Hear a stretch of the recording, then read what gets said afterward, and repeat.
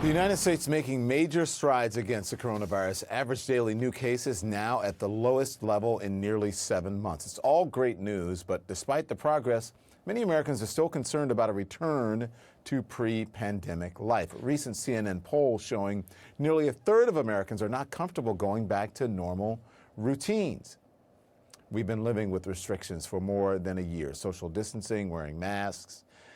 Well, now things are drastically changing. I want to bring in now Kenneth Carter, professor of psychology at Oxford College of Emory University. Thank you, sir, for joining us. This is amazing because I finally got on an airplane recently, traveled to the West Coast to do the documentary that I just talked to Spike Lee about. And I had friends there who going to lunch one day was all they could do in one day, and it was really an effort for them to get back to normal life. And they don't want to go back into the work environment right now. This is real.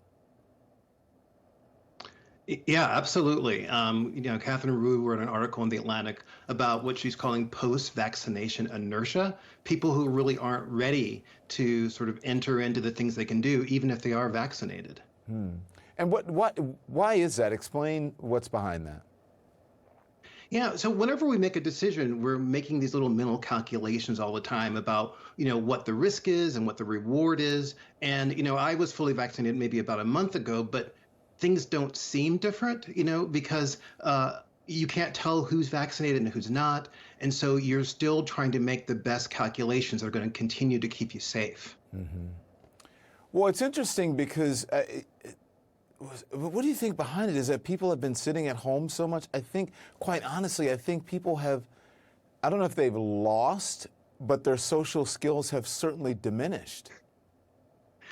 Yeah, absolutely. I think part of it's sort of getting used to doing those social things. But for a lot of people, there was a lot of anxiety around the danger of COVID. And after they've been vaccinated, it takes a while for that anxiety to power down again. You just can't turn it off. I mean, we're hoping that the pandemic is sunsetting, but there's not going to be a big sign that flashes, everything's safe, it's fine. And so you have to sort of take small steps in order to do the things that are going to make you feel safe and comfortable.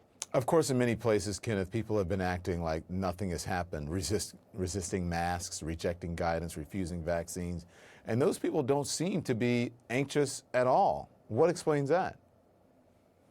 Yeah, I mean, there's going to be a bunch of people who are, maybe have already been out in the world who never were that anxious to begin with.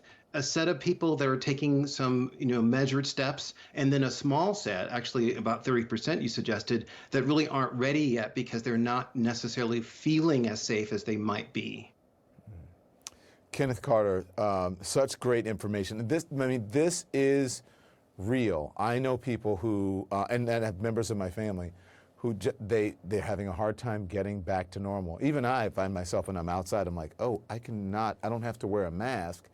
But when I take it off, I feel guilty and I look around and say, well, everyone else is wearing their mask, but I know I don't have to because that's the guidance right now. It's going to be interesting to watch to see what happens. Thank you so much, sir. I appreciate it. Thanks so much. Debris from a Chinese rocket rushing towards Earth expected to hit this weekend. But where will it hit? That's a total mystery.